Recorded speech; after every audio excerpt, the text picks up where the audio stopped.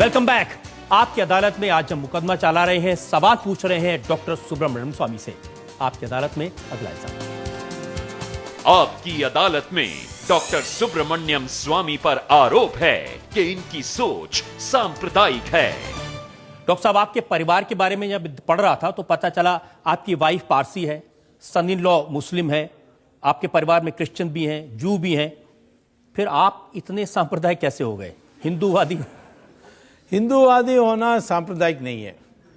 दुनिया में हमने एक उदाहरण प्रस्तुत किया है।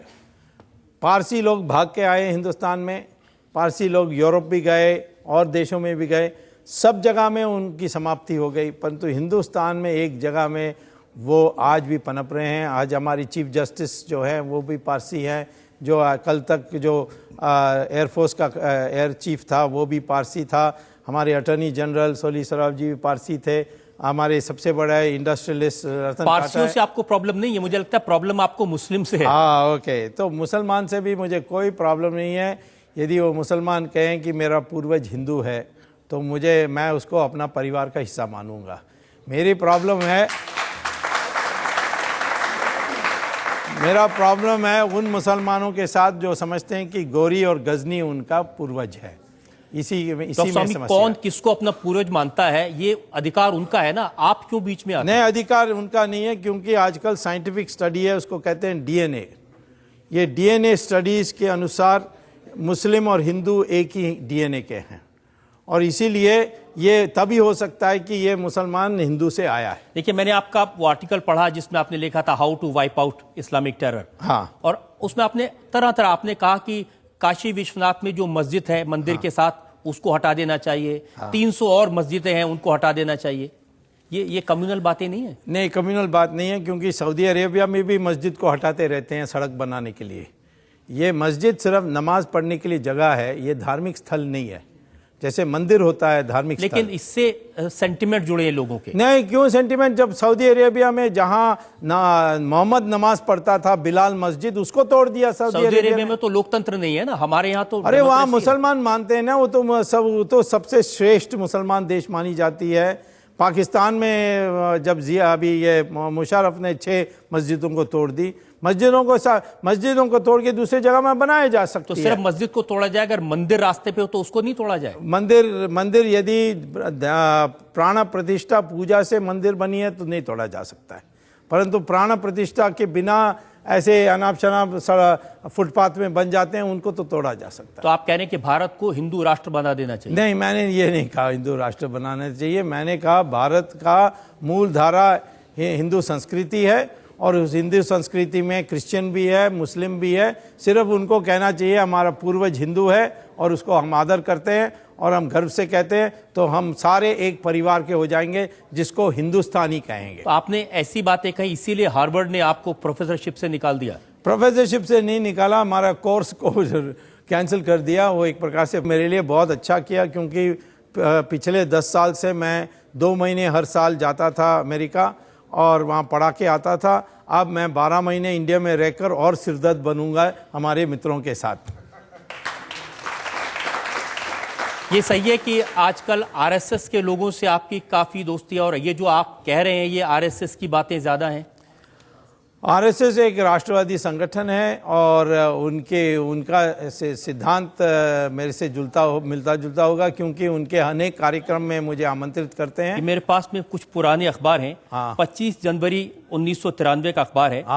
इसमें आपने कहा कि RSS and all it's front organisations, RSS उसके जो संगठन है, इन सबको टेररिस्ट ऑर्गेनाइजेशन डिक्लेयर कर देना चाहिए। हाँ, ऐसा जरूर आप पुरानी बातें निकाल सकते हैं, बट जब कभी ऐसा भी होता है जब मियाँ बीवी की झगड़ा हो जाती है, कई बातें कहा जाती है, और जब दोनों दोबारा एक साथ हो जाते हैं, सिर्फ दुष्ट लोग पुरानी बातों को याद रखते हैं।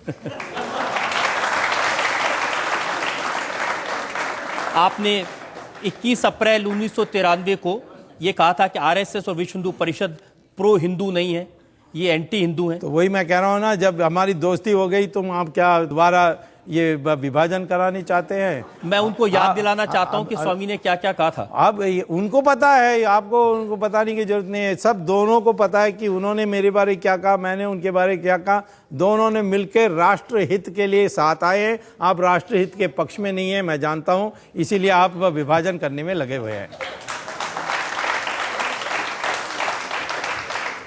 कांग्रेस के नेता और दिग्विजय सिंह ने तो बार बार ये कहा कि सुब्रमण्यम स्वामी आरएसएस के एजेंट हैं, इनका इस्तेमाल आरएसएस कर रहा है रामदेव और अन्ना हजारे को फ्रंट बना करके। तो ठीक है, हम तो गर्व से कहते हैं कि आरएसएस हमें इस्तेमाल करें तो हम स्वागत करेंगे। और आप रामदेव का इस्तेमाल करेंगे? और रामदेव का कोई इस्तेमाल नहीं कर सकता, वो सर्वज्ञानी है और वो हमें आशीर्वाद देते हैं, तो इसीलिए हम उनके साथ मिलकर काम कर रहे हैं। और आप दोनों मिलकर अन्ना हजारे का इस्तेमाल कर रहे हैं?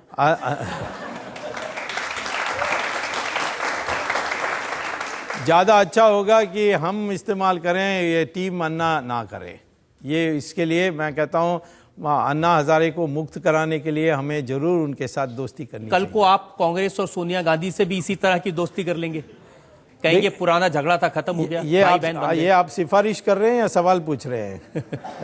मैं ये कहता हूँ कि जहाँ हमारे देश में भ्रष्टाचार हुआ है वहां तो कभी माफ करने का सवाल ही नहीं। जयललिता से आपके भ्रष्टाचार की लड़ाई थी, हाँ। लेकिन अब आपकी फिर से दोस्ती हो गई जयललिता। क्योंकि जयललिता ने कहा कि जो मैंने उनके ऊपर केस डाली, जो बंगलोर का केस है वही मैंने भी डाली थी, उसको वापस करने के लिए वो मांगेंगे नहीं। तो इसीलिए मैंने कहा फिर ठीक है, फिर तो व्यक्तिगत दोस्ती हो सकती है। परंतु अगर चिदम्बरम आपसे आके कहें कि केस वापस करने के लिए नहीं कहूंगा, दोस्ती कर लीजिए। वो दोस्ती करने में कि मैं किसी से बुरा नहीं मानता हूँ। मैं सेंट्रल हॉल पार्लियामेंट जाता हूँ तो कांग्रेस वालों के साथ बैठ करके कॉफ़ी पीता हूँ, तो मैं तो ये इसमें कोई मुझे अहंकार नहीं है। परंतु उनके साथ मैं क्या गठबंधन करूंगा? नहीं करूंगा। एक बार आपने सोनिया गांधी के साथ भी गठबंधन किया था, हाँ। तो अब क्या गारंटी आप वापस ऐसे गठबंधन नहीं करेंगे? गारंटी लाइफ में हो नहीं सकती है कभी किसी बात पर इतना मैं आपको कह सकता हूं कि सोनिया गांधी के बारे जो मुझे आज पता लगा है, जो उस समय पता नहीं था, इस कारण से मैं इस अदालत में वचन दे सकता हूं, शपथ ले सकता हूं कि मैं उसके साथ कभी नहीं जाऊंगा।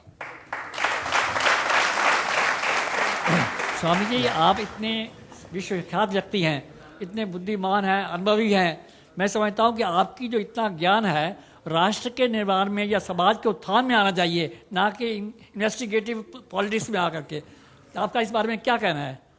ठीक है, मुझे मेरी जन्मपत्री के अनुसार 1 साल के अंदर मैं जरूर सत्ता में आने वाला हूं, तब आपकी पूरी बात हो जाएगी। उनका कहना है कि आप हार्वर्ड से एजुकेटेड हैं, चाइना वो के कह रहे हैं कि आप ये इन्वेस्टिगेट छोड़ के काम नहीं करके डिस्ट्रक्टिव काम नहीं कहा उन्होंने। ये तो आप पत्रकार होने के बाद शरारत कर रहे हैं। उन्होंने कहा कि इन्वेस्टिगेटिव काम छोड़कर आप सत्ता में कुछ रचनात्मक काम करके दें। वो तो मैं कह रहा हूं कि उसके लिए भी एक समय था जब आप मैं कह रहे हैं कि 1 साल में आप सत्ता में आ जाएंगे। अभी तो इलेक्शन, मैंने ये नहीं कहा था, मैंने कहा जन्मपत्री कहती है कि 1 साल में आने वाला हूं। लेकिन इलेक्शन तो 2014 में है। वो तो आप कहते हैं, मैं तो कह रहा हूं, आज दावे से कह रहा हूं कि इस साल के अंत तक चुनाव हो जाएंगे लोकसभा के लिए। डॉक्टर स्वामी, हमने आपसे हर तरह के सवाल पूछे, कांग्रेस पार्टी पर, आरएसएस पर, आपकी राजनीति पर, और बड़ी सफाई से आपने जवाब दिए। हम एक ब्रेक के रुकेंगे और ब्रेक के बाद सुनेंगे आपकी अदालत में आज के जज श्रवण गर्ग का फैसला आज के मुकदमे पर।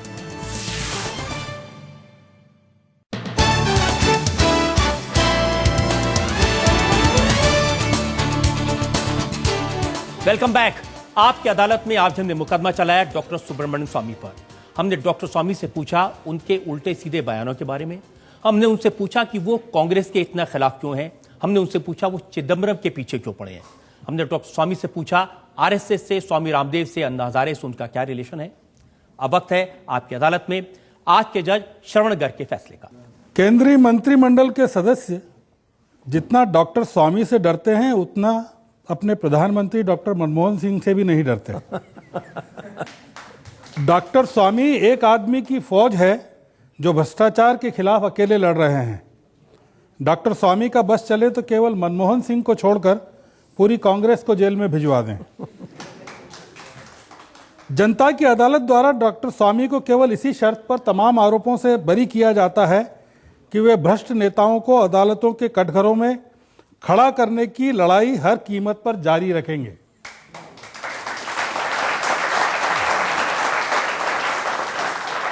देश के मुस्लिमों के बारे में उनकी धारणा को डॉक्टर स्वामी के व्यक्तिगत विचार माना जाना चाहिए। अदालत डॉक्टर स्वामी को बाइज्जत रिहा करती है।